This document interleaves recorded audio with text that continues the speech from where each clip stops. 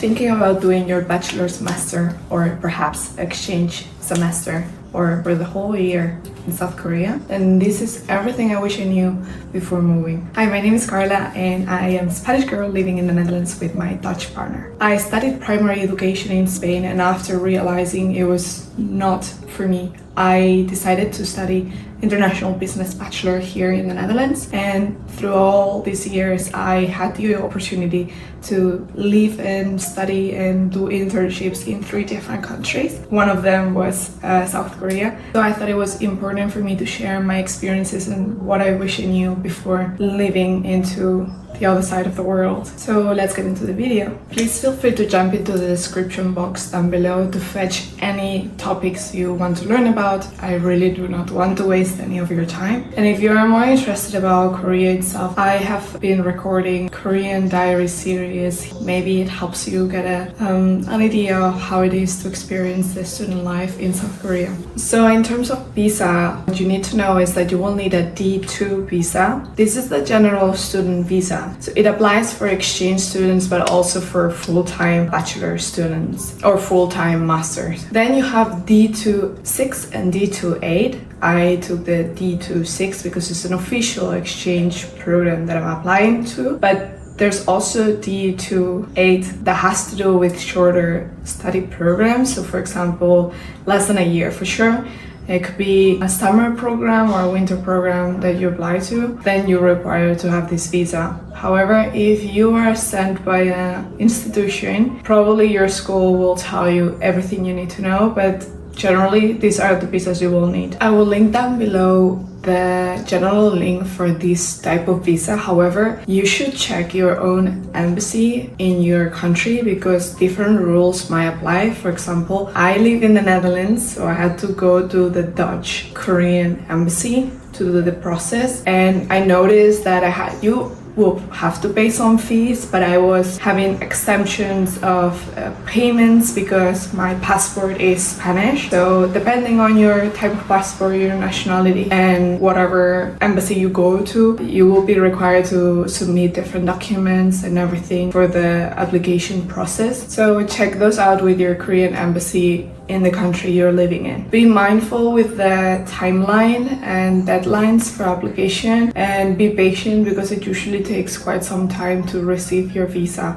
Nevertheless, for me it was quite quick, I guess because it was like so short. I had to travel in February this year and I got my visa in February beginning. So they did it like in 1 week, but I was not able to apply until I had the acceptance letter for the university. So it's gonna be quite stressful and you're gonna have to do it really quick if you are going on exchange. That's always the case. Don't stress out. They know they are shortening the process, the procedure, but it's normal. Don't worry about it, you will make it. Next thing you need to know about documents, and this is very, very important, is your ARC, Alien Registration Card. This is gonna be your ID in South Korea. You need to apply for this as soon as you arrive. For exchange students, it's gonna be super, super easy. The university will handle everything.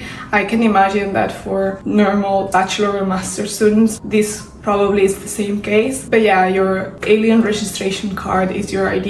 You need this for applying health insurance. If you want a phone number to link it to your phone number in order to access certain apps and do some transactions and things like this, opening a bank account, etc, etc. Let's talk about money. For exchange students, I would not recommend opening a bank account unless you stay for a year. Maybe if you stay for a year, I would have done it, but because it's just a semester, I don't think it's worth it. Wise or Revolut would do the job. I personally use Wise. I also used Revolut on previous exchange abroad, and they both work perfectly fine. Take out some cash before you come to the country. They do accept card widely, even in local restaurants and everything, but sometimes I think smaller places markets and things like this, it will require you cash. For university and small things like this, they will require cash.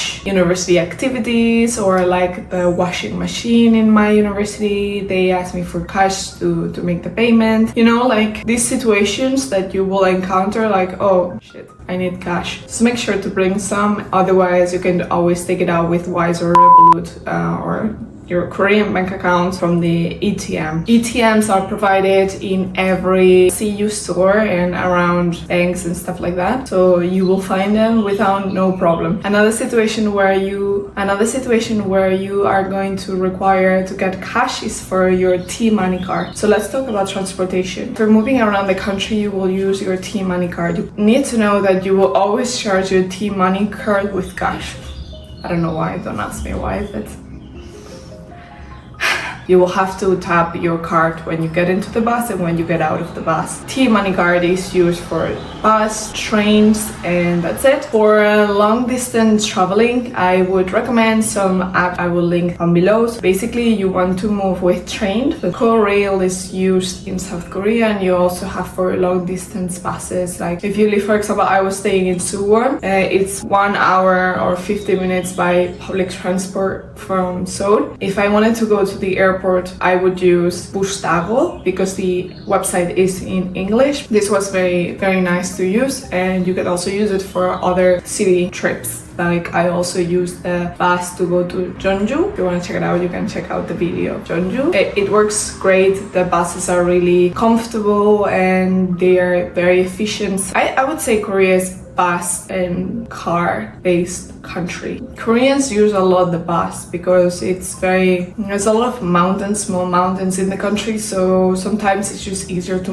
move around with buses. It's amazing the amount of buses they have to commute. It's crazy. Korea is quite affordable country. You probably already know that. Taking taxi in Korea is very affordable. Just download Kakao Taxi and use it, especially if you go out at night or you are carrying heavy luggage. Just make sure to use it. You are not wasting your money, I promise you. Let's talk about biking and walking culture. Surprisingly to me, they do bike a lot, but it's interesting because I don't know how they do it. I think they use a lot of electric bikes and patinetes.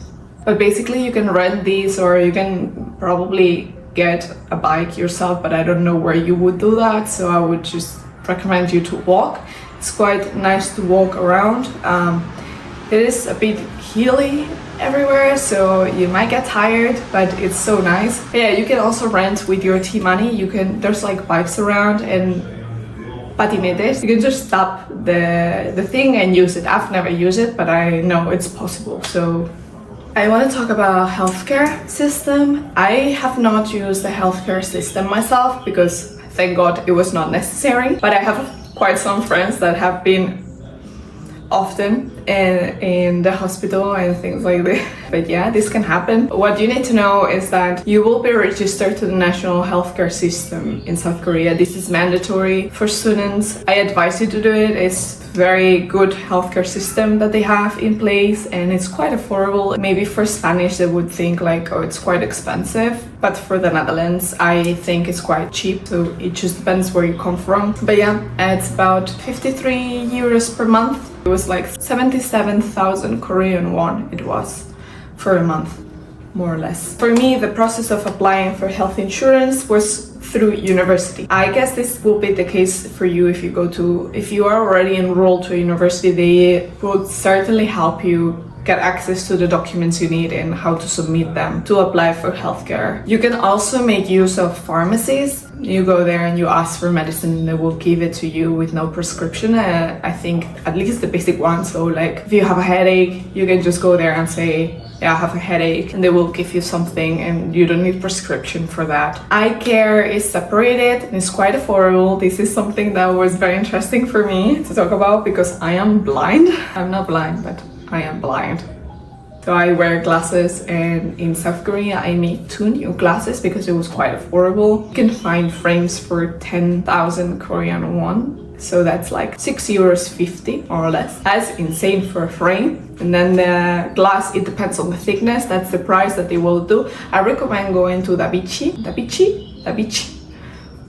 I will link it. So this is certainly an experience. If you go to South Korea and you want a new pair of glasses, just go there. Contact lenses are also available. I did not need to get, but you will certainly find them, and I cannot imagine them being too expensive. I'm not sure about the language barrier in the healthcare system, but you will need papago. So let's talk about essentials. I highly recommend you to get papago because, as I mentioned, there's language barrier for sure. Younger generations, they do understand English, but they are extremely shy to speak English. So I would advise you to download papago. You type it and then you show it. In Seoul, probably less, like if you go to cafes and everything, but I was staying outside Seoul, and the more you go to countrysides or like outside the capital, outside Busan, then they are less familiar with tourists. I do not recommend to get eSIM card because this is a bit more expensive. I would link the one that I got. It was perfect. It was affordable.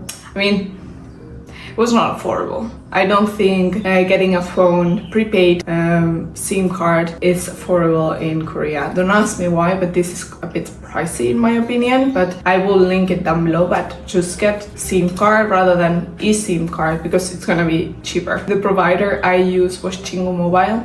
It did work for me. In terms of chargers, South Korea uses the same one as European, so this one, I don't know what this is called, but you will need this. If you go to Japan because you're doing a trip, change it to the UK one, so like the one that has three.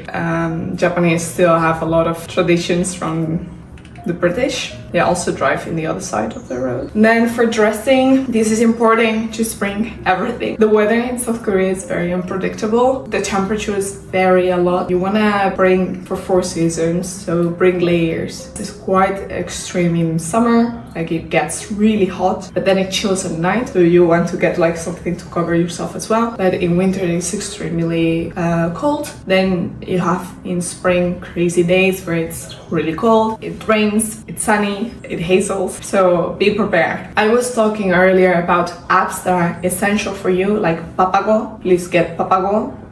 You also will need get Kakao Taxi, get Kakao Talk to communicate with Koreans and things like this. Get Neighbor Map. If you did your research, you know this. Google Map is not quite reliable, so use Neighbor Map. And then for delivery and groceries and your equivalent to Amazon, I would use Coupang. You have Coupang, the general Coupang where you can buy literally anything. And then you have Coupang Eats. I want to also talk about housing. I have Korean friends from a long time ago, so the first thing I did was asking, okay, should I stay in the dorm or should I go find a room for myself? Because to be honest, I am a bit older. This is not my first exchange. I felt not comfortable sharing my room with someone else, so I was considering getting my own space. However, when I contact my friends from South Korea, they said, if you get dorm provided, just don't book a room online because you might get scammed. I had a lot of friends who stayed in Airbnbs, but this is really expensive. Like if you can afford it, good for you. Be careful if you're gonna book housing online before going there and checking yourself if it's reliable or not. Something else that caught my attention in the housing is that Korea has very bad water system. You will need filters for the shower and you cannot drink tap water. Let's talk about food and dietary needs. I am vegetarian here in the Netherlands. I was pescatarian in South Korea because when I got there, I was very surprised to see that it was so difficult for me to find vegetarian options. So I had to rely on fish to get some to be okay because I was not eating my best, so I switched to pescatarian during my stay. Get yourself 2 weeks of adapting and finding places where you can find vegetarian or vegan or whatever dietary needs you have in your neighborhood. Make sure to take your time here. If it's very difficult for you to eat out and you have the opportunity to cook in a kitchen, I would advise you to go to Daiso, get a few utensilios like pans, forks, knives, and get some of these and just cook. There are supermarkets that you can access to, local supermarkets. So you can go to E-Mart or CU's or 7-Eleven. These are convenience stores as well. They also have products that you can cook, like rice and things like this. So yeah, just take your time and find your ways. But I think it's important to know that it's quite difficult if you are just plant-based, but it's not impossible. If you want to know some places where they have variety of options, poke all day, places like Indian restaurants, they usually have vegetarian options and things like this. Then you have traditional Korean dishes like tteokbokki, bibimbap. You usually have like vegetable option and you can add an egg as an extra if you want to. Side dishes are of course usually vegetables. It is difficult sometimes to find plant-based milk. For me this was a challenge because every time I asked they didn't have. I like oat milk, they didn't have oat milk, but then I kept asking and I could find places where they had it. Starbucks will always have oat milk, so there you can ask. And Ediya, which is a Korean chain of coffee shop, they also have it. Ediya is really nice also for studying and everything. I highly recommend it if you are a coffee drinker, just go there. And if you want plant-based options, they have oat. I did not check for soy, I just saw they had oat milk and that's the one I like. Considering they have oat milk, maybe they also have soy or things like this. I want to give you some culture must know. So Korea is a collectivist country. So basically their culture tells them to have a sense of belonging and they think a lot about others in the social environment. So they don't want to bother others. Yeah, so basically they might not tell things that they feel, not to bother or make you uncomfortable. The age is a huge thing. They are obsessed with age. The drinking culture is very interesting as well. So it is okay for them to drink in public. So you have these bars outdoor where you go there and you drink. They get very, very, very, very drunk. I think it's a way for them to escape the society they live in. Koreans are highly stressed out. I am not someone that can speak about the origins of this, but I have a wild guess that the culture, this collectivism of appearance and always caring and trying to be the social norm that's established in the country can be very stressful.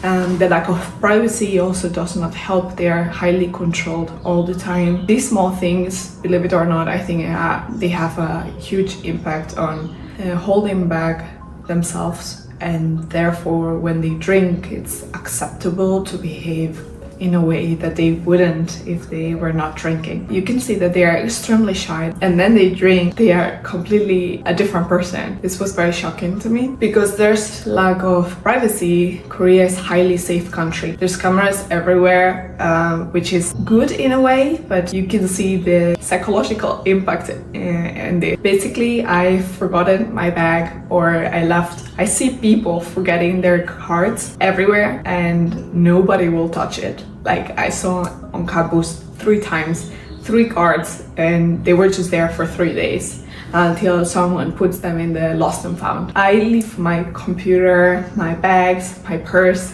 everything in the cafe. I go outside to go find the bathroom. When I come back, everything's still there. No one's gonna touch my stuff. This is really nice feeling, but be careful when you go back home because you really get used to forgetting your things because no one is gonna touch it. I think be conscious about